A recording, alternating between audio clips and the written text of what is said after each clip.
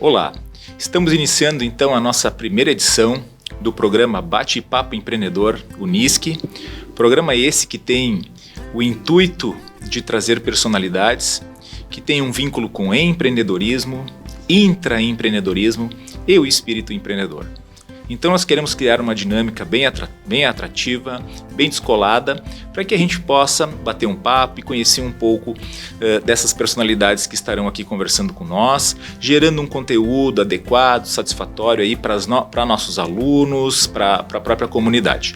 Para quem ainda não me conhece, eu sou o professor André Cole, sou coordenador do Cursos Superiores de Tecnologia EAD aqui da Unisc, também sou professor do Departamento de Administração, Gestão de Negócios e Comunicação, administração aqui da Unisc, e eu estou aqui com a minha colega Eliane, que vai dar suporte também com relação às nossas entrevistas, com esse nosso bate-papo, e em seguida a gente vai estar apresentando o nosso entrevistado de hoje. Olá, eu sou a professora Eliana. Nós estamos aqui hoje com um convidado muito especial, o Victor Zin, que trabalha na área de gestão de marcas corporativas. Victor, é um prazer te ter aqui conosco. Te passo a palavra. Prazer é meu. Obrigado, professora Eliana. Obrigado, professor André. É bom retornar aqui ao Unisc, o qual tem pessoas muito queridas aí, entre vocês. Já comentei antes no professor Eduardo Vatti, Dudu, como vocês chamam. E eu espero que aqui hoje a gente consiga colocar um pouco nos conceitos, tanto da parte de gestão, que ainda está muito nova no mercado, e também poder correlacionar isso aí no que a Unisc pôde auxiliar na minha época com essa questão aí. Muito bem. Então, obrigado, Victor, por ter aceitado o nosso convite. E a gente sabe que toda história ela tem um início, né? E a gente gostaria que tu resgatasse um pouco aí da tua história empreendedora, digamos assim, teu início de rota, né? Porque a gente sabe que é um tanto desafiador. Eu, a professora Eliane aqui, a gente é professor dos módulos de laboratório de empreendedorismo e práticas comunitárias, e a gente traz muito forte um conceito de empreendedorismo, né? Que são pessoas que enxergam oportunidades e têm a capacidade de correr risco. E quando eu trago o perfil empreendedor aos alunos, eu digo, tem dois vieses, né? O empreendedor é aquele que deve ter habilidades comportamentais, então ele tem que ter essa capacidade de se comunicar bem, ele tem que ter essa capacidade de correr riscos, enfim, trabalhar em grupo, ser líder, e também ele tem que ter um conhecimento técnico, né? Ele tem que ter esse olhar sistêmico organizacional. Mas enfim, né, só introduzindo aqui alguns conceitos, gostaria que tu contasse então um pouco lá de quando iniciou, quando que você teve os insights e qual o negócio afinal que você toca, que você tem, enfim, contar um pouco dessa trajetória inicial. Bom, eu vou ter que dividir em 3 pautas aí, tá? Mas o primeiro, já que a minha área é a gestão de marca, né? Realmente eu queria dar de coração os parabéns, já que esse é o primeiro programa. Debutando. E também o primeiro de outros modelos que virão, se não para a Unisc, para Santa Cruz do Sul, enfim. Isso me faz lembrar da velha e boa frase do livro Posicionamento, 1981, ano que eu nasci, de Al Race e Jack Trout. Se tu não é o primeiro, o segundo é o segundo. Ele pode estar participando do mercado, mas ele não vai ser tão lembrado. Que é o pioneirismo, né? É pioneirismo, em outras palavras é isso. Esse é um ponto. Outro ponto, a questão do empreendedorismo, uma vez eu fiz uma publicação do título, essa empresa já nasceu morta. Porque depois que tu tem uma certa bagagem, maturidade, se hoje tu anda pelas ruas de Santa Cruz e tu olha para as lojas que tem, com 2 neurônios tu já consegue saber que vão fechar daqui a tantos meses. Não precisa nem matemática. Então o que eu quero dizer? o arriscar no empreendedorismo, bababá, é muito bacana, mas também tem que deixar de ser um sonho para ter um cálculo um pouquinho mais ativo para saber se vai ou não. Sabe? Eu sei que é duro, mas é isso. Tá? Que nem na palestra que eu dei no Congresso Brasileiro, onde tem muitas pessoas que criticam. Vamos trazer um exemplo para a Unisc. Tu está entrando nova aí, supor, na Unisc.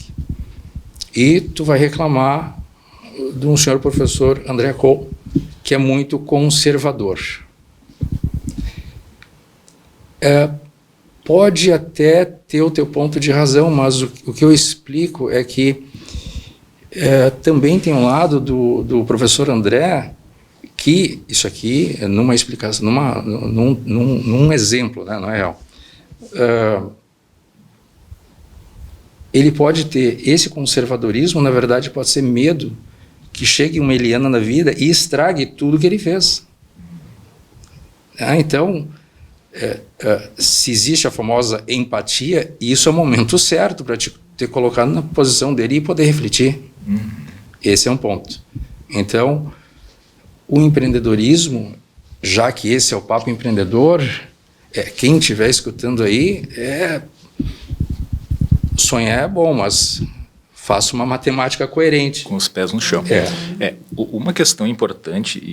eu já falo do outra parte depois, eu vou deixar só complementar essas tuas colocações, eu acho que são muito, muito interessantes, e às vezes eu me pego olhando para os estabelecimentos e também teço essa conclusão, né, esse negócio não vai se manter, né, visto o produto que se comercializa, visto a margem de contribuição possível que eles tenham e também o custo operacional, né? Mas tem um documento que a gente na gestão, a gente ensina e a gente traz para que os alunos possam refletir, que é o plano de negócio, né? E o plano de negócio ele dá uma boa base, e aí a gente vai naquele viés, né? Eu tenho que ter características comportamentais, né? De saber correr riscos calculados, né? Eu acho que isso é importante, de elaborar uma planilha, um plano de negócio, enfim, ele vai te dar essa possibilidade, e também ter o conhecimento técnico, né? E muitas vezes a gente pega esses empreendedores, né, que eles fazem literalmente voos de ganso, né? Eles não conseguem decolar, por quê? Porque eles acabam tendo a característica A ou B, né? Porque se eu sou muito comportamental, eu empreendo sem ter o meu lado racional, né, de pé. E se eu sou muito racional, eu acabo não empreendendo, porque eu vou ficar fazendo contas e sempre vou achar alguma desculpa, né? E aí, você como profissional da área de marketing, né, você conseguiu identificar nos seus negócios essas oportunidades, você foi o pioneirismo, então pode falar um pouco mais sobre esse pioneirismo aí? Eu só vou dividir um pouquinho a gestão de marca do marketing ali, para mim, né? Que é muito mais amplo, né? Eu brinco que é de fazer cirurgia do intestino a passar batom. Seria o brand, seria isso, né? Bom, essa questão que tu falaste, eu gostaria de colocar mais uma questão, que eu acho que aí vai o que vocês fazem sobre visitas técnicas, tá? Seria o quê? Quando eu faço uma gestão, um exemplo, no Chile, lá, numa empresa, eu tenho que vivenciar, eu tenho que ter um conhecimento empírico dela minimamente uns 3, 4, 5 meses, até para saber qual perfume tu usa. Para mim poder ter isso, eu acho que tudo que eu fiz, que não foram muitas coisas, mas foram tudo em conhecimento empírico. Eu conheci antes, eu vivenciei antes, eu trabalhei antes. Nunca foi do sonho empreendedor. Eu não estou querendo quebrar o sonho, mas sempre foi, talvez ali o que eu achasse foi uma válvula, um gap ali, que olha, dá para melhorar aqui. Dá para melhorar aqui. Então, com isso, eu colocava o que eu acho que daria para melhorar, e com isso aí sim destacava um pouco no mercado. E tu sabe, Vitor, que isso também é algo que a gente trabalha com os estudantes, a questão do que o André já falou, do perfil do empreendedor. E uma das características do perfil empreendedor é essa, né? Busca de informações, que nem tu traz, né? Que tu foi pesquisar, que tu foi ver antes de abordar o cliente, né? Que nem tu trouxe agora esse exemplo do Chile. E também bem importante isso que tu trouxe, essa questão de estar com os pés no chão. Porque senão, às vezes, o sonho do empreendedor, ele se torna uma frustração, né? Então, estar com os pés no chão, ter um planejamento, né? Saber aonde se quer chegar. Eu posso dar uma complementada ainda, Claro. Já que tu falaste aí. Eu acho que além do conhecimento empírico também, que seria muito bom, vamos chamar de laboratório, fazer um laboratório, né? Seria bom ele sentir o peso da dívida nas costas,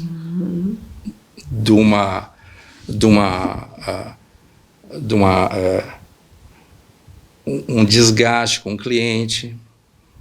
Isso vai ensinar. E o que eu digo empírico também é vivenciar a dor, não só o momento de olhar o que está acontecendo. Mas o peso de saber como não vai pagar o fornecedor. E numa gestão de marca, não adianta. O que vai julgar, tem os ativos intangíveis que são, pela contabilidade, reconhecidos, mas tem os recursos intangíveis, que é a reputação, que quem vai te julgar é o teu fornecedor, teus stakeholders, todo mundo que circula. Então, assim, enquanto não houver dor, não tem ensinamento. No pain, no gain, né? Que se fala na academia, né? Sim. Tu sabe que esse é um questionamento bem recorrente, né? As pessoas têm o desejo de empreender, abrir um novo negócio, né? Só que não tem o recurso, né? E eles vêm e perguntam para nós, como professores, professor, e minha resposta é a seguinte, né? Eu sempre digo, endividamento para alavancagem, ele é um endividamento que faz sentido no meu ponto de vista, né? Desde que seu plano de negócios seja bem construído e que você consiga transformar, né, essa alavancagem seja para capital de giro, e você consiga fazer com que esse montante se pague, né, o teu payback, né, e o teu tem que fazer, claro, alguns cálculos, alguns levantamentos, o teu payback e o dinheiro no tempo ele também é algo bem complexo. Mas eu sou contra um financiamento para troca de carro. Sou contra. Mas quando você faz, né, um empréstimo para alavancagem, para investir num negócio que vai te possibilitar ganhar mais, eu acho que vale a pena. Então essa é uma preocupação bem grande. E aí a gente tem o plano de negócio, tem esse recurso de alavancagem e aí a gente começa a fazer a máquina girar. Mas, novamente, né, correr riscos calculados, né, eu acho que isso é muito importante. E mesmo assim é o risco. E mesmo assim é o risco, né. Eu acho que hoje viver é um risco, né. Você sair na rua é um risco, né. Então a gente sempre está vivendo esse risco, mas sempre tentando se cuidar ao máximo para que as coisas deem certo. Mas seguindo essa linha ali, qual é a segunda etapa ali que tu disse que tu ia dividir em dois? A terceira. Vamos retomar. A primeira magnésio, professor. A primeira é... A primeira que eu falei foi sobre ser pioneiro. Isso, com exemplo do posicionamento, do livro Posicionamento, tá? A segunda foi a questão ali do conhecimento empírico, se não me engano. Conhecimento empírico, perfeito. Tá? E a terceira, aí sim agora, chegando dos meus primórdios aqui, né? Eu acho que tudo muito foi a questão de se posicionar. Isso eu acho que eu vou usar a palavra feeling de cada pessoa. Isso vem tu pode estar estudando num IAD, um exemplo, e ser bem sucedido, né? Porque aquela tua bagagem vai utilizar daquele IAD e ser bem sucedido. Vou dar um exemplo aqui, né? E tu pode estar aí não vamos nem falar em Harvard, vamos falar aí numa FDC, numa formação do Dom Cabral, excelentíssima, sabe? e o indivíduo ser medíocre, né? Mas o que eu quero dizer é que desde o tempo, eu conto essa história, né? Quando na minha comunhão, né? Na época, ali a comunidade que eu morava não tinha muitos recursos e o padre falou, olha, podem vir como quiser.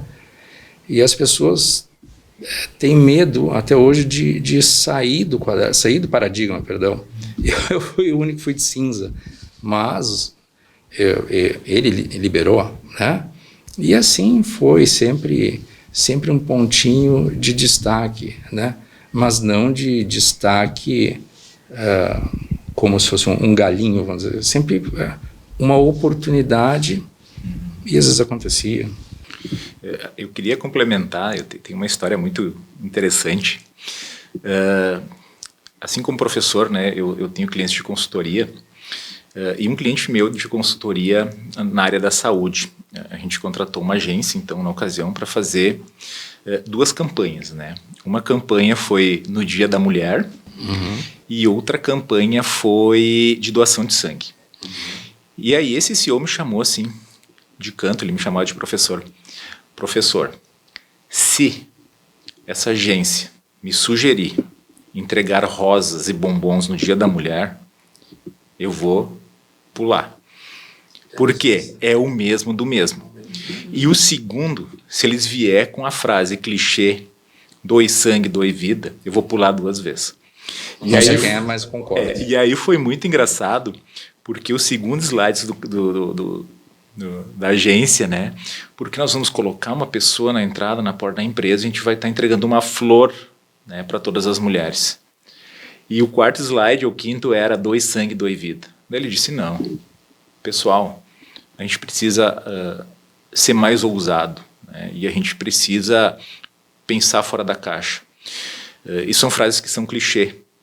E a gente começa a perceber que as pessoas têm muita dificuldade em pensar fora da caixa, né? Então a gente fala, tá, mas continua saindo rosa no Dia da Mulher e doe sangue, doe vida.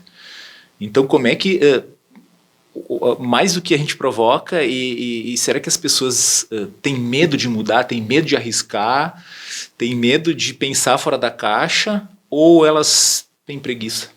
Vamos pensar em algumas possibilidades. As 2 coisas, eu acredito.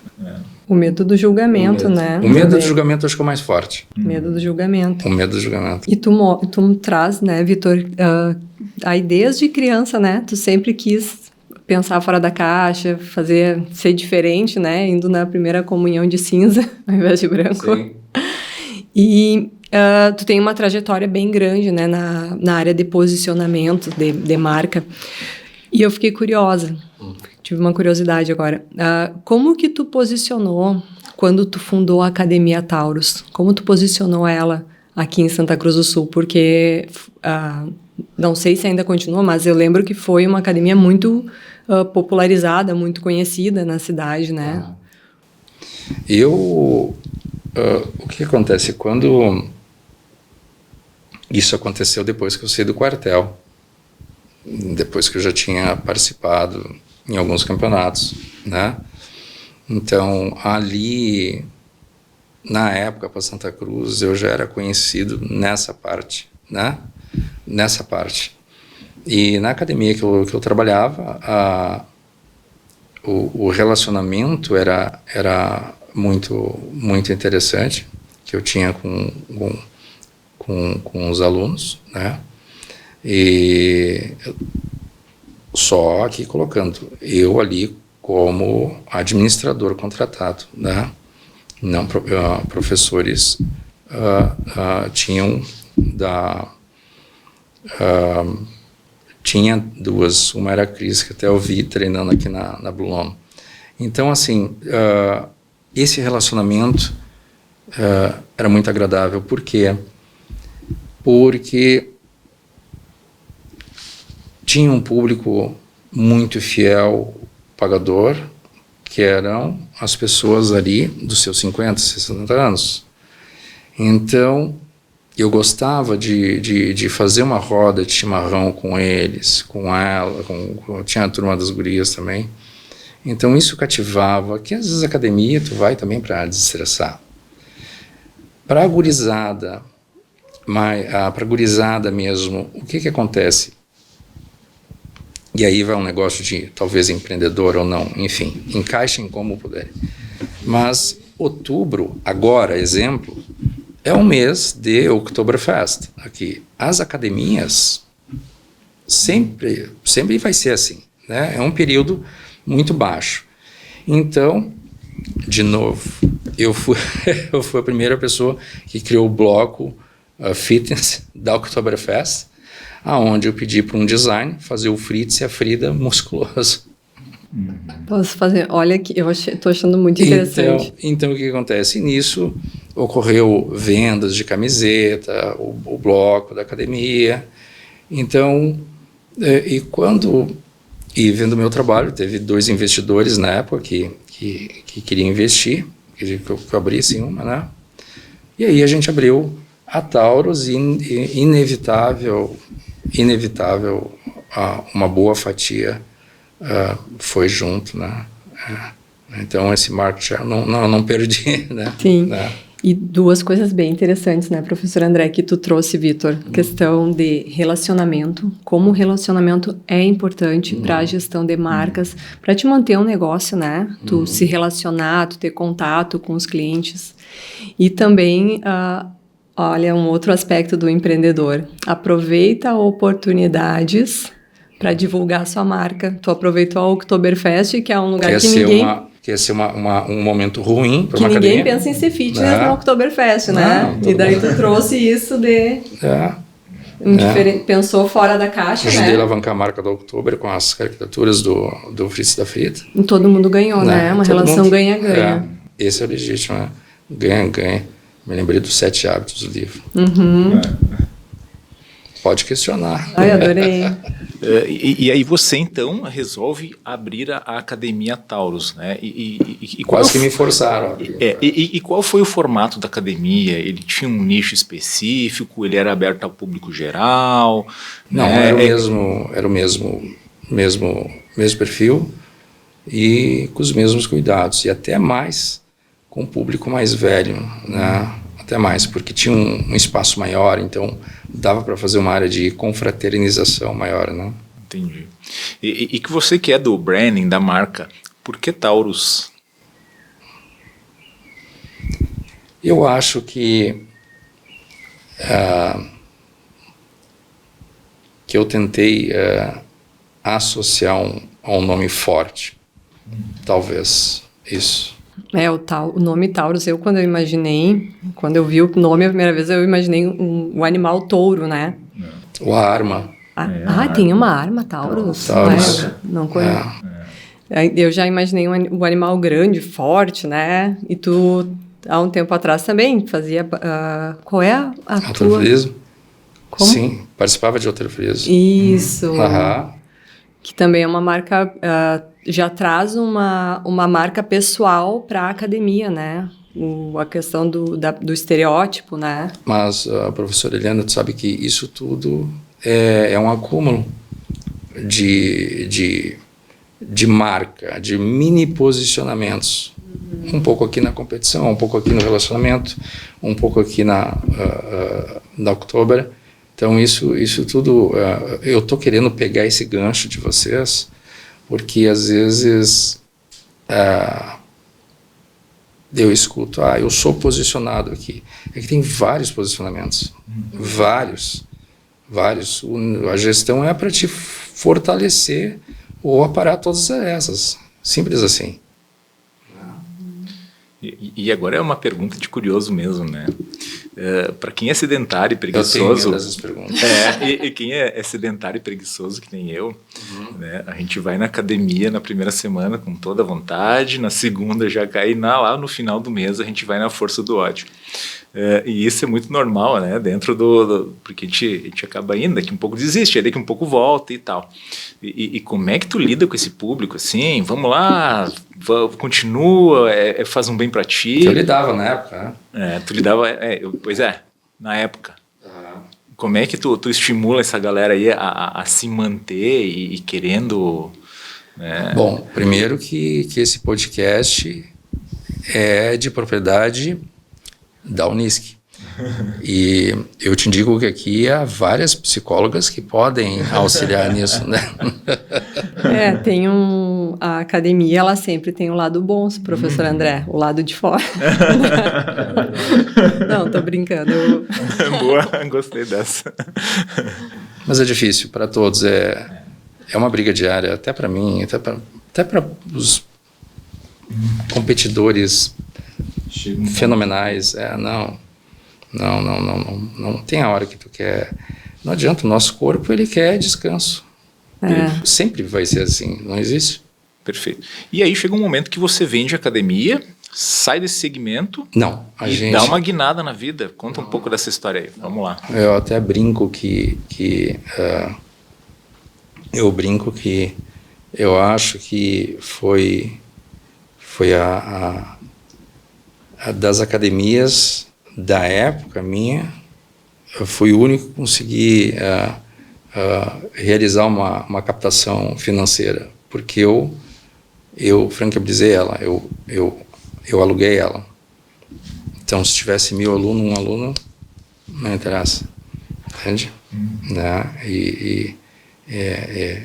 Porque eu via que a academia, ela te dava muita entrada e muita saída também. Então, ali era a hora que eu vi, eu acho que ele não deixa eu pegar e valorizar, já que essa marca está assim, tem tantos alunos, tem gente interessada, então vamos passar adiante. Né? E tu não perde o teu ativo, né? Claro. Sim. O pensamento de empreendedor, né? Quais são as tendências de futuro, né? Também, hoje em dia, é um mercado que mudou muito, né? A questão da academia, as pessoas fazem exercício em casa também, né? Pegam coach, né? E, Vitor, depois tu abriu uma outra marca, né? A Living Floor. Em Porto Alegre. Em Porto Alegre. Tu pode falar para nós um pouquinho dessa outra marca? Porque eu me parece que ela é uma área diferente, né? De atuação. A gestão de marca,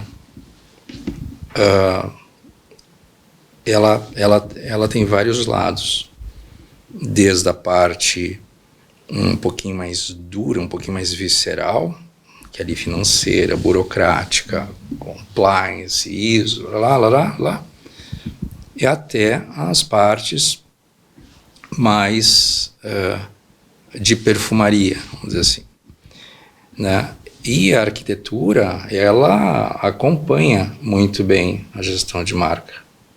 Porque se tu me convida para um podcast com brita no chão, sem uma cortina muito elegante dessa, sem uma TV com logo bem preparado, eu não me sinto bem.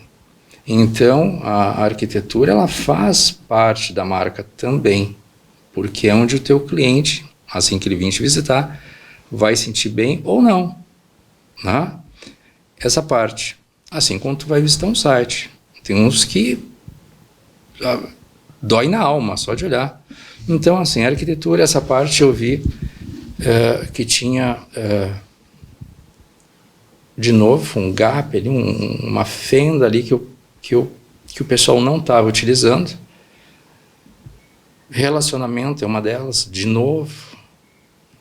Pontualidade, elegância desde a apresentação e também a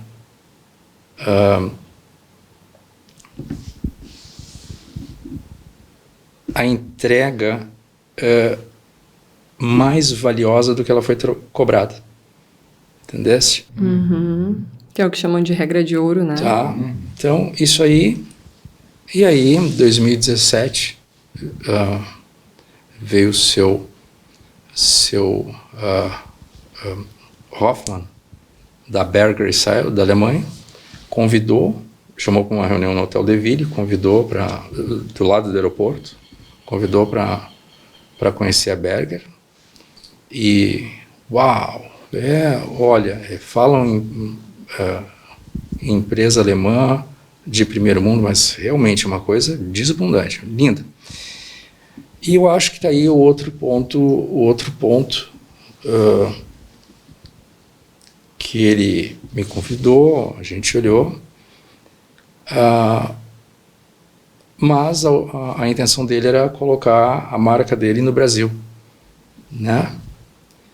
E eu fui bem honesto, eu digo, não vai rolar, você vai perder dinheiro, não tem como, né? Ninguém vai pagar, que é um produto caríssimo, né? Não estou dizendo que não vale, estou dizendo que para a realidade do Brasil em 2017 para aquilo não ia cobrar. Mas eu me senti muito bem que eu fui realista, entendeste? Né? E claro, aí alguns anos depois, aí melhorou um pouquinho mais a cultura nisso aí. E até aí eu falei com o Andrei, que também assumiu em Porto Alegre, e aí a Berger conseguiu vir para o Brasil, mas ainda com muita dificuldade. Vitor, uma pergunta. Toda essa tua habilidade, né, que tu tem de análise de mercado, análise de tendências, teve algum conhecimento dentro do teu curso, né, que foi o curso de marketing, que contribuiu, que contribuiu para te construir essa visão? Pesquisa de mercado. Hoje você vai ver, eu tenho pelo menos, mas tem um mega livro, mas que eu vi ele na Unisc. Uma coisa muito interessante, eu já falei para o professor André, a questão de dá vontade só de ficar pagando só pela biblioteca online, né? Mas tem um bem grande agora, de cinza, aquilo ali, ele descreve uma pesquisa ou de prateleira, ou de tudo. Pesquisa de prateleira é um nome de pesquisa, né? E eu adoro compilar dados, trazer dados para... eu sei que às vezes pode ser muito subjetivo, mas eu gosto de... Eu acho que faz te enxergar a cena, é aquilo ali, é dados. Então, sim, na minha época teve uma questão de pesquisa de dados ali muito interessante. Resgatando um pouco essa questão ali da arquitetura e da reforma dos espaços, enfim, né, que você trouxe, existem pesquisas, né, que dizem que o empresário, o empreendedor que reforma seu espaço, repagina seu espaço, de imediato, né, ele tem um incremento de 20% no faturamento, né? E eu tenho vários clientes também que passaram por isso, só que eles relutam, né? Eles não conseguem enxergar isso como investimento, eles veem como despesa, né? Principalmente a empresa familiar. Eu atendi faz pouco tempo uma farmácia muito antiga, muito tradicional, e ela tinha os mesmos formatos, né? Mal e mal passava uma tinta na parede ainda da época dos avós, né? E já estava na terceira geração. E eu disse para ele, olha, é imprescindível, né, se tu quer continuar prosperando, é tu reformar, né, trocar prateleiras, enfim, uniforme dos colaboradores, e você vai ter que tomar um empréstimo, né, para isso, porque realmente era um valor razoável, mas que isso vai se pagar. Né, e dito e feito, né, se fez todo um projeto, né, junto com uma arquitetura, relacionando a marca com o espaço, toda uma identidade visual que a gente sabe que é algo muito importante. E a pesquisa de mercado, como você muito bem trouxe, né, eu acho que é algo importante.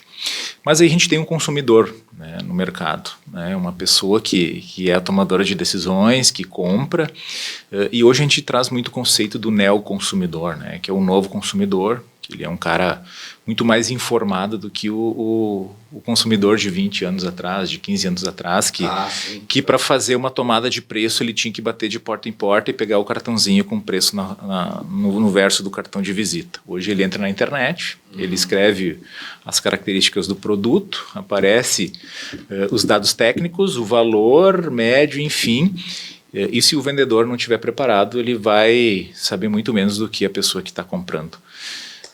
E nesse contexto aí desse neoconsumidor, né, fazer uma pesquisa de mercado, a gente tem que evoluir. né? E aí, qual é a tua percepção quanto a isso, assim, essa questão de evolução, essa questão aí do que a professora Eliane trouxe?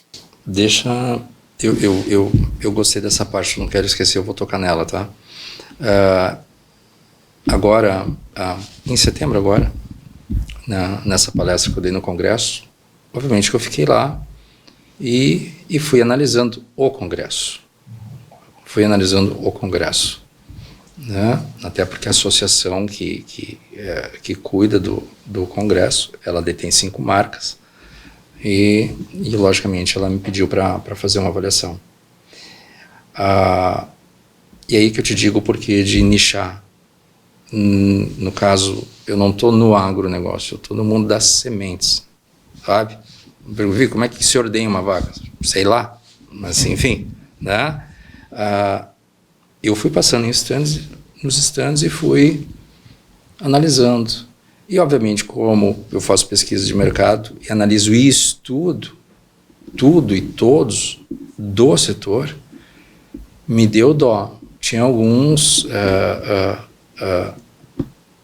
e não eram essas pessoas contratadas para só estarem ali no evento. Não, eram funcionários.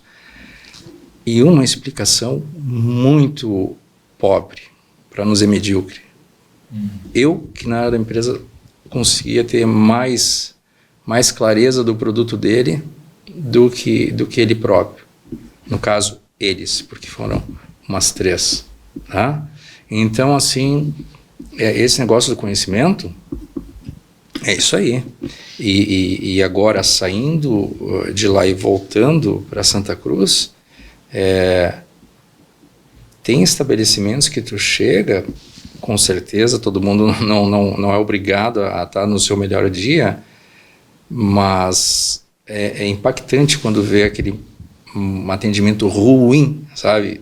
Aquilo eu como cliente, eu saio do ambiente. Vitor, acho muito importante isso que tu comentaste, porque a gente vê essa dificuldade, às vezes, dos empresários, né, independente do tamanho, da clareza do produto, da clareza do que oferece para o mercado, né, o entendimento, o que tu está solucionando para a sociedade, o que tu está solucionando para as pessoas, né, e às vezes tu pergunta para um empreendedor o que tu traz para as pessoas, o que tu resolve na vida das pessoas. E eles simplificam muito a oferta deles, né? Eles não veem o que de fato o valor do produto deles é. E essa clareza é uma clareza que toda a equipe tem que ter, né? Não o empreendedor tem que ter, a equipe tem que ter. Então esse é um ponto bem importante, né? E interessante tu como já tem o olhar, né, do branding, tu conseguir gestão de marca, tá? Tu sabe que eu também gosto dessa de falar dessa português, né? Brasil, da gestão de marca. Como que tu vê isso aí? Às vezes essa falta de clareza dos proprietários, né? Quanto a gestão da marca deles, a gestão do que a marca oferece para as pessoas. Dos proprietários. Dos proprietários. Vamos focar no empreendedor, então. Dos proprietários. Olha, eu tenho 2 administradores aqui na minha frente, tá? Então, eu gostaria de ser criticado também. Mas olha só. Na grande maioria das vezes, onde o dinheiro está entrando tranquilo, mudar para quê? Esse é o pensamento. Tá? Então, na grande maioria, isso que rege, tá?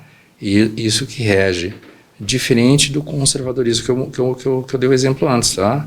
Na sua grande maioria é o dinheiro está entrando, está tranquilo, não vamos mexer, né? Então, isso aqui é o que eu posso te dizer em questão de gestão de marca, posicionamento, que é para que venha mais fluxo financeiro para aquela empresa, tá? E só que não tem como como tu auxiliar a redirecionar um fluxo financeiro se aquela identidade visual externa e interna e principalmente humana que tiver dentro não mudar um pouquinho, tá? Não é nada de grandioso, mas simples mudanças auxiliam, né? Não sei, o que vocês acham? Eu sempre gosto de trazer, né, algo que também é um pouco clichê, mas eu acho que ao mesmo tempo é muito atual, né? Que é. Só dar um exemplo para interromper também, Diga lá. Tenho aí 5 marcas que fazem parte de um grupo que eu cuido. 5. Tá? E tem uma concorrente mundial. Ok?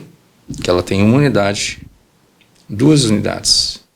A concorrente no Brasil e uma na Argentina. O que acontece? Essa aqui tá para FA, fusões e aquisições. Tá para ser adquirida. Agora eu vou falar de outra. Uma gigantesca, não posso tocar no nome que é confidencial, mas depois eu falo. Aqui, um pouco mais. Ela viu o meu projeto de trocar a identidade por uma só.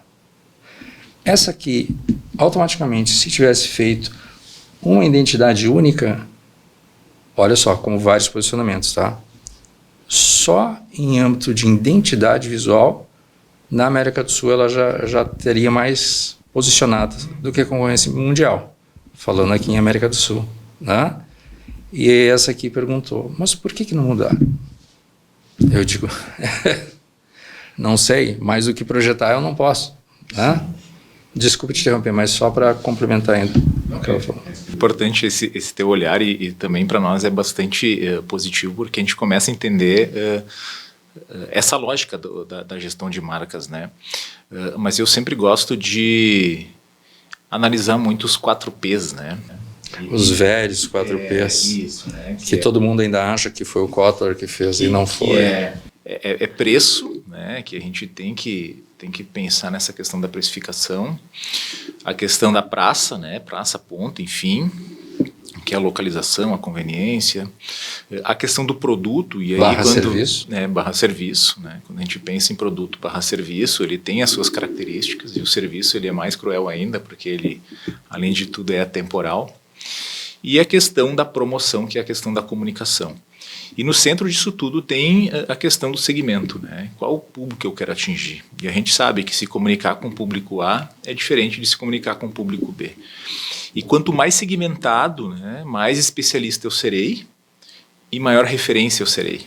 Né? Nichado, no caso. Isso. Quanto mais nichado a gente for, mais referência a gente vai ser. Exato. Né? E quando alguém pensar num produto de excelência, né, naquela área específica ou daquele segmento específico, ele vai se lembrar. E aí eu tenho que linkar o meu produto com aquele nicho, né, que é o grande segredo do branding. Né?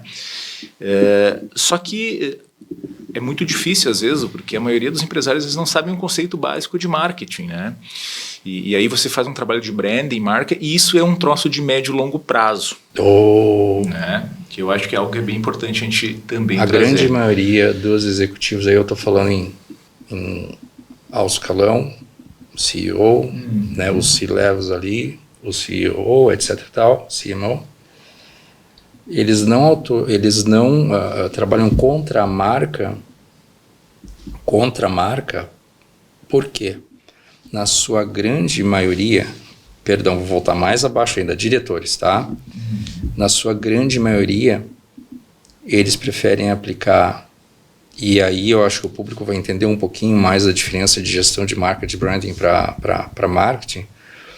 O marketing, ele tem um poder, que o professor está falando, tem um poder de te trazer um recurso mais rápido, ele é mais tático, né? Já a gestão de marca leva às vezes 5 anos e tu só vai ali investindo e tu não consegue ver retorno, né? Isso é que nem é um crescimento de um ser humano, é demorado, né? Então isso que às vezes a gestão de marca ele é barra, né? Então, é isso, desculpa. Então, e ainda mais um mercado extremamente conservador, que é o mercado do agro. Né? Então eu estou falando de algo de médio e longo prazo, num mercado conservador, mas aí que se encontram as oportunidades, né? E você conseguir, né, digamos assim, quebrar esse conservadorismo todo, né, e explicar e demonstrar o quanto que eles estão perdendo dinheiro ou, né, olhando para o futuro do próprio negócio.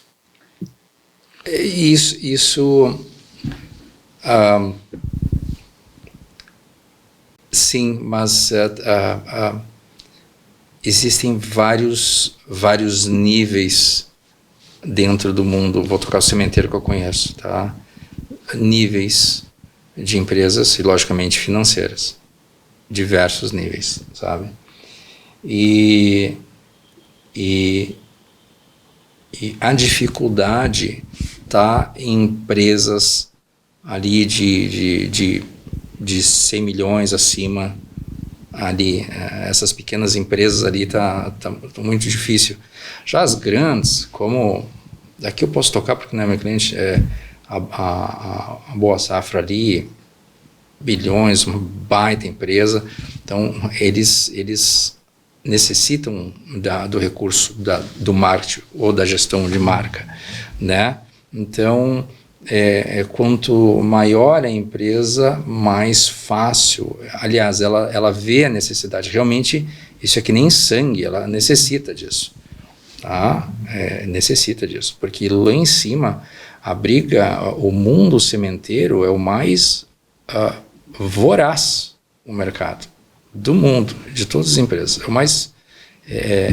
a briga pelo market share é violenta. É extremamente competitivo, né? Eu trabalhei muito tempo numa empresa de sementes aqui de Santa Cruz do Sul. E essa empresa, não vou comentar, né? Ela trocou a marca, né? Ela tinha uma marca e ela trocou. E como é que tu vê isso, essa troca? Porque era uma marca bem consolidada, talvez tu saiba de qual empresa eu esteja falando, e trocou a marca. Como é que tu vê, eu não sei se tu, essa troca de nome da marca? Eu vou fazer uma grade mundial rápida para vocês, tá? Rápida, porque aqui realmente é base de estudo, foi também o que eu apresentei no congresso, então tu vai entender qual parte está de posicionamento, pode se posicionar, tá? Então o que acontece? A gente tinha ali a Monsanto, época, tá? E depois a Bayer comprou por 63 bilhões, uns falam 66, 66, outros, mas no site da Bayer, se não me engano, é 63 bilhões, comprou a Monsanto, todos os ônus e bônus dela também, né? Porque quando tu compra tudo, né? Nisso, ela criou basicamente a maior empresa do mundo, né? Desde bios, de fertilizantes, de sementes, de tudo. Tá? Eu comento até que a gente diz que a gente é o que a gente come, né? Então, eu sempre até falo para os meus alunos, a Bayer, né? Ela cuida do que a gente come e também do remédio, né? É uma gigante, né? Sim, e nesse trabalho tem as empresas também que fazem parte da farmacêutica, tá? Bom, isso em primeiro plano, tá? Mas nós temos aí uma coisa gigantesca, tá? Aí depois nós temos aí eu vou te responder o que tu me perguntaste nesse ponto, tá? O porquê de trocar marca, né? Isso, tá. Então tá. Aqui do Brasil, não sei se conhece, mas tinha ali Pioneer, tá? Total, Pioneer, e tem mais outras ali, enfim. A gente tinha a Dow e a DuPont, né, lá fora, que eram e são gigantescas. Então, em 2018, se eu não me engano, perdão se eu falei o ano, tá, se uniram para criar uma terceira marca, a Corteva. Tá? Que a Corteva é mais focada realmente nas questões do agro. Tá? Só nessa estratégia, eu acho que foram 5 bilhões, alguma coisa assim, de ganho de mercado, de incremento, de valor de marca. Tá? Então, nós temos isso. Aí depois nós temos um pouquinho mais abaixo a Syngenta. E aí eu vou dar um outro exemplo de posicionamento que eu achei muito respeitoso. A Syngenta, que foi vendida para ChemChina, uns ainda chamam de China, mas ChemChina, tá? Por 43 bilhões, ok? E 2015, 16 por aí, e depois a ChemChina se uniu com a Sinochem, tá? Formando outra mega estrutura. O que eu quero dizer para vocês? Sabe a Monsanto, que foi adquirida, né, por 63 bilhões? Inclusive no site da Bayer tem um posicionamento escrito por eles muito lindo, bem interessante. A Monsanto, antes disso, 2015, se eu não me engano, tentou em fevereiro, dia 9 de fevereiro, comprar a Syngenta por 45 bilhões e depois em agosto por 47 bilhões, dia 18 de agosto, e a Syngenta não, preferiu ficar com a ChemChina. Por quê? Porque, eu vou usar isso aqui, sabe o casal, o marido, quando abafa a mulher, não deixa fazer nada? Então a Syngenta via que a Monsanto iria abafar a parte organizacional, tudo, não ia conseguir ter um posicionamento ativo de mercado, ia ter problemas talvez com problemas regulamentares. No caso existe a antitrust no mundo, aqui no Brasil tem o CAD aí, que faz parte, para quem não entende aí. Ficar um monopólio, exato, né? Então isso aí. E também ela viu que a ChemChina, junto com a Sinochem, possibilitaram uma abertura, deram para a Syngenta toda a autonomia. Então, uma liberdade cultural, organizacional, de posicionamento, entrada no mercado chinês. Então, isso tudo foi muito valioso. Não sei se foi muito enrolado. Sim. Ou consegui. Não, a gente... acho que foi perfeita a tua explicação aqui. Na real, estrategicamente, é fortalecer, né? Quando se faz uma aquisição, ou se faz uma fusão, enfim, e você tem duas marcas renomadas, é bem subjetivo ou não, né? Você, por exemplo, eu vou partir para Monsanto, eu vou partir para Syngenta, né? Quando alguém fala em subjetivo, ouça, ele fala, isso é da tua ideia, não tem dados reais. Não, existe, acho que existe dados reais, né? Por exemplo, se você fatura X milhões num produto e Y milhões em outro, a tendência é você apostar numa única marca, enfim, e você pensar de uma forma muito clara, né? Mas como eu comentei antes, né, o agro hoje ele tem características próprias e as cifras são verdadeiras monstros, né? São tudo muito grande, enfim. E a gente sabe que eles investem também muito em P&D, pesquisa e desenvolvimento, e um tenta ter o melhor produto que o outro. Posso trocar uma parte? Só fazer um complemento. Até recentemente eu conversei com um técnico agrônomo, ele me disse que hoje existe a semente já que ela consegue se desenvolver praticamente com mínima água. Então, mesmo você tendo uma seca, uma estiagem, aí as plantas se desenvolvem. E tanto que se hoje colhe muito mais por hectare. Inclusive, se não me engano, até o laboratório da Unisc, em relação a isso, tá com avanços muito promissores. Sim. Só fazendo uma questão no P&D, pesquisa e desenvolvimento, para a questão de gestão de marca também, a pesquisa, tinha que chamar agora o Eduardo Vatti para contabilidade, mas a pesquisa ela é acumulada no DRE ela faz parte da despesa, e quanto à parte do desenvolvimento, ele é um investimento ali. O pessoal, eu acho que essa informação falta um pouco mais ainda.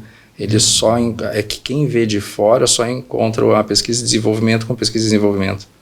Né? Isso tem que deixar bem claro. Né? A pesquisa e desenvolvimento é um ativo da empresa, né?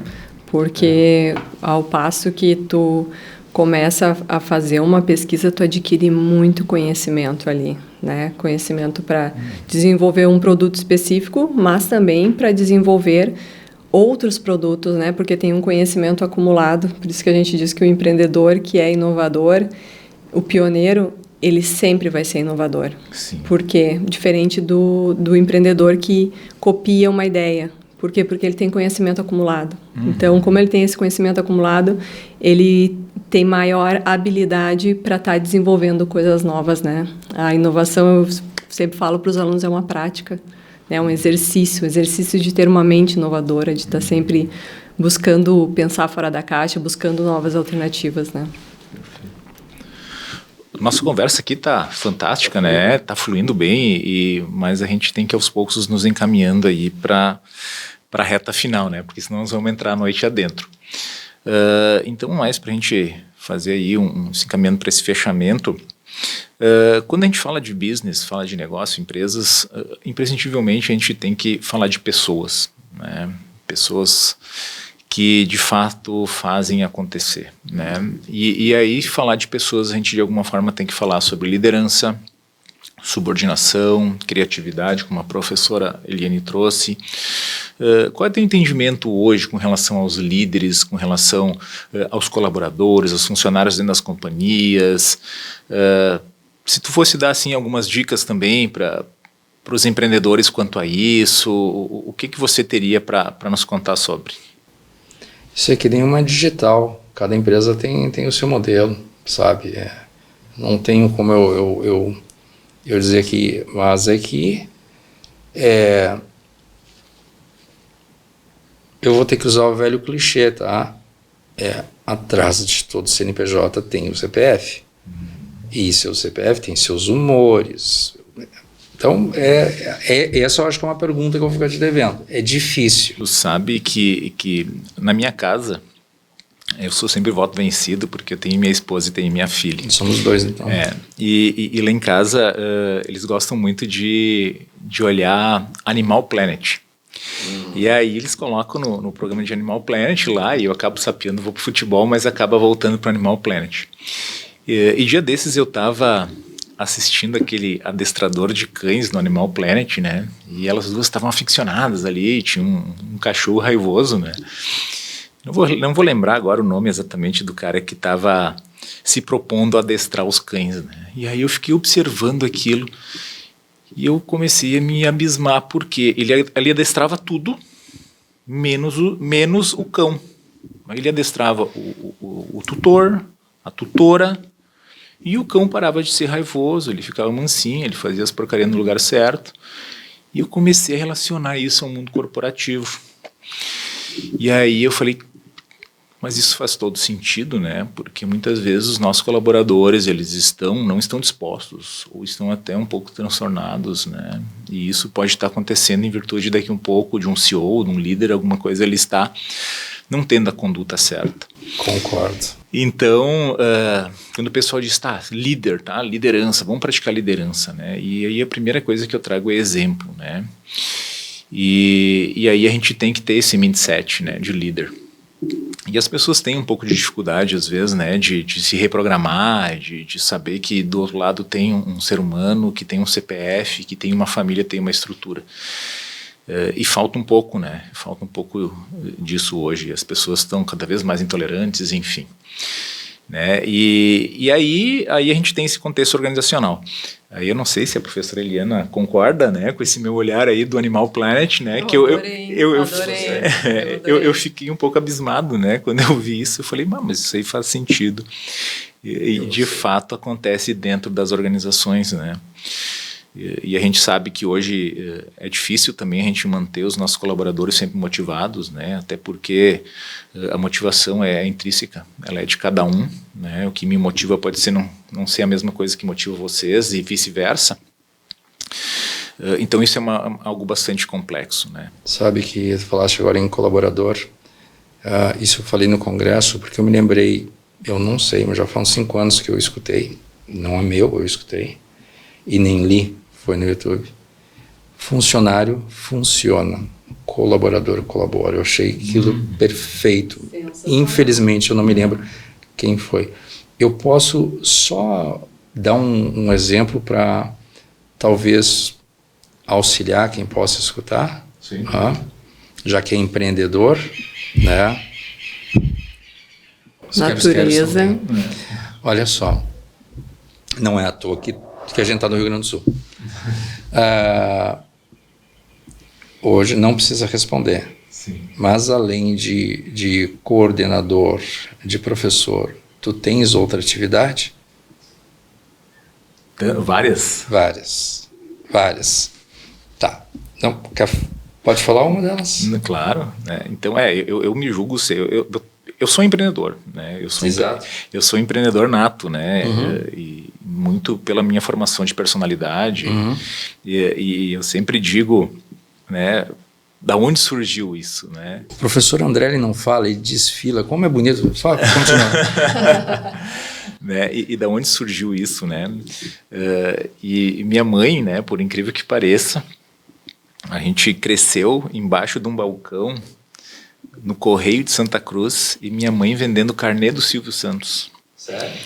E minha mãe, por 3 anos consecutivos, foi a maior vendedora do carnê do Silvio Santos do interior do estado. Em resumo, o salário dela era maior do que do gerente do Correio. Ela andava com um carro melhor do que do gerente do Correio. Por quê? Porque ela batia as metas, pegava o material das outras e vendia também.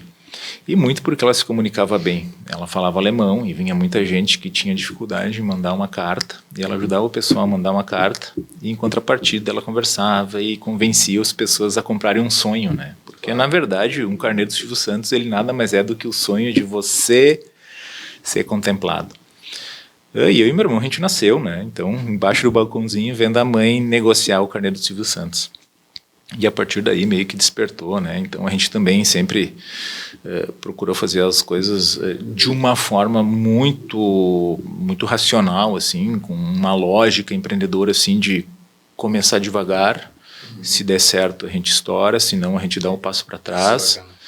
Né? Muitos negócios a grande maioria dos negócios deram certos, alguns negócios não deram certos e a gente não teve humildade nenhuma, né? Em desfazer o negócio, né? Porque a gente aprende também, né? Com certeza.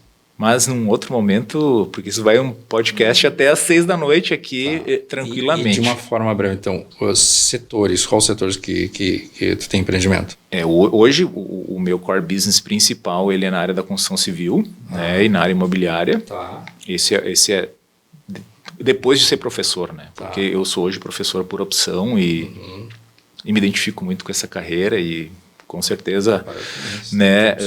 Eu sou um cara muito feliz em sala de aula e sendo coordenador de curso, então a minha segunda base é na parte da construção civil e no ramo imobiliário, né? Posso pegar 2 exemplos teus agora? Diga lá. Olha só, pro pessoal que está aí, isso eu já te falei uma vez e eu vou repetir agora. Eu acho que para quem quer iniciar o empreendedorismo, sinceramente eu não gosto muito da palavra, mas o empreendedorismo, tá? Eu acho que tem que pegar 2 questões. Ser professor, exemplo.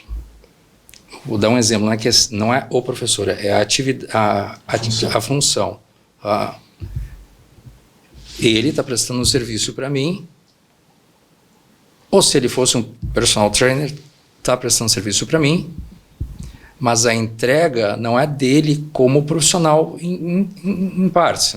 Tem muito, mas do resultado parte de mim como cliente. Já se eu vou, agora outra parte que eu sou cliente dele, se eu vou comprar um apartamento e tiver a construção ruim, eu vou até na alma dele.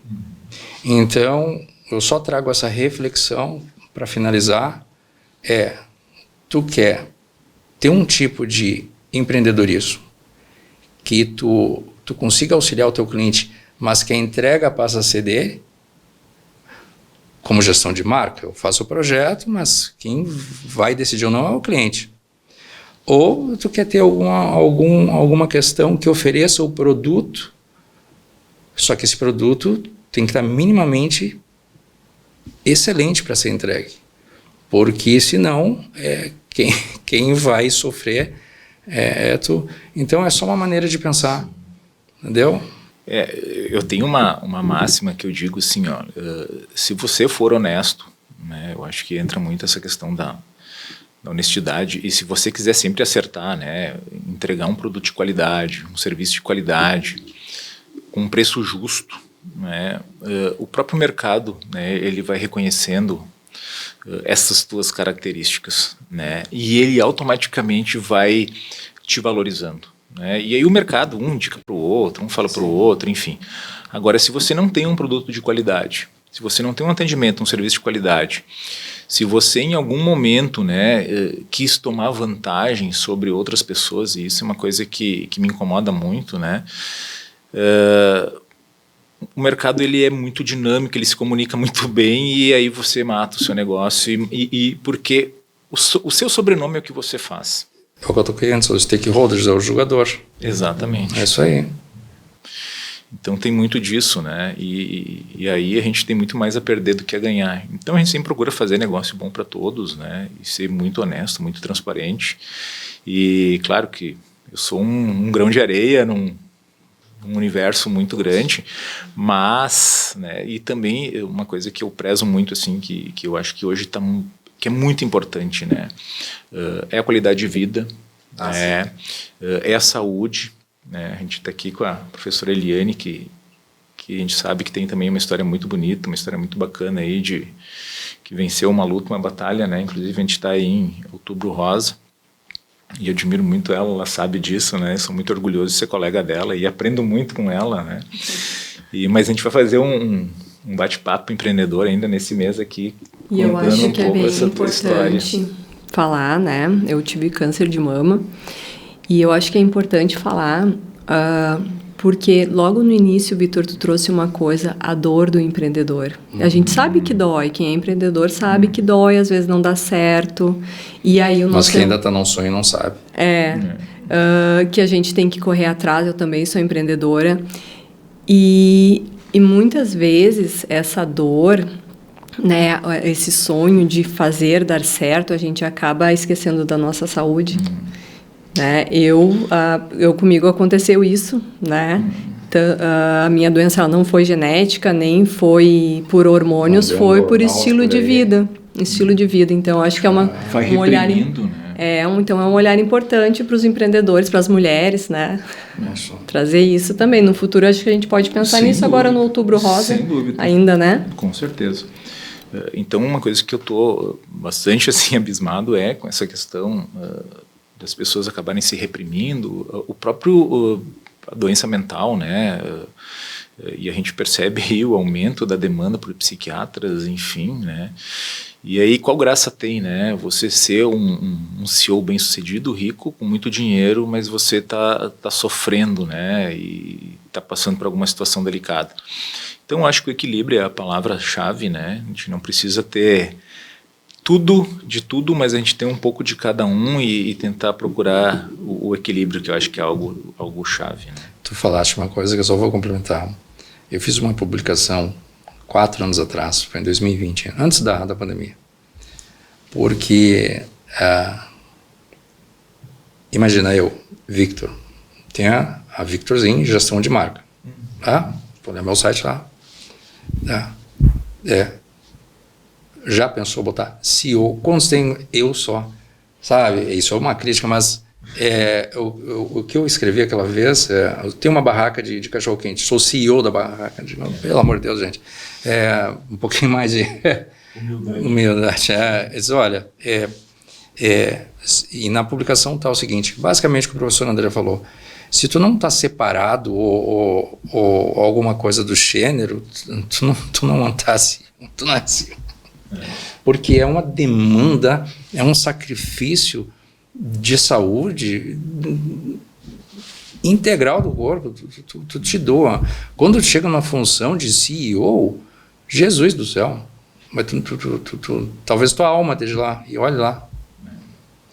Essa questão da sobrecarga, né? A gente tem percebido, assim, e tem ajudado vários CEOs e vários alunos e várias pessoas, né, que acabam nos procurando e que estão doentes.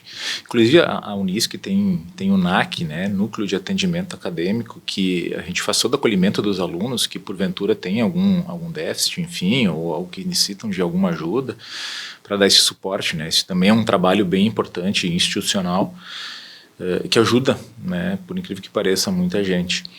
Mas eu acho que a gente nunca deve sobrepor, né, negócio, saúde, vida, e tem que ter uma mente muito tranquila e muito clara, né.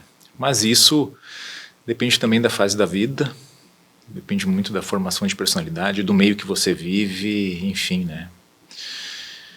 Mas, meus caros, está muito boa a conversa. Professora Eliana, passo a palavra para a gente ir encaminhando para o fim, depois o nosso colega Vitor, e a gente pode, aos poucos, encerrando o nosso bate-papo. Bom, obrigado, professor André, obrigado, Vitor. Eu acredito que foi uma conversa bem fluida. Para o pessoal que está assistindo, a gente não seguiu nada do script. Né? A gente fez um planejamento, escreveu, não seguimos nada. Assim é melhor. Foi bem ao natural e nós esperamos que contribua com a vida profissional, né, de quem está assistindo, que traga insights, tanto para negócios quanto agora, né, que a gente falou, para a qualidade de vida. Eu acho, se eu pudesse resumir aqui, professora Eliana e professor André, nada mais é do que o pé no chão, simples assim, né? Não nem adianta pensar em marca, agora que eu digo de um jeito amplo, agora, porque primeiro dá uns 10 passos. E, logicamente, assim que montar o negócio, antes de montar o negócio, faça uma pesquisa, de novo, analise se a tua marca ela não está registrada no INPI, que é importantíssimo, né? E se futuramente tu quiser entrar numa OMP aí para migrar para um protocolo de Madrid para mais países também,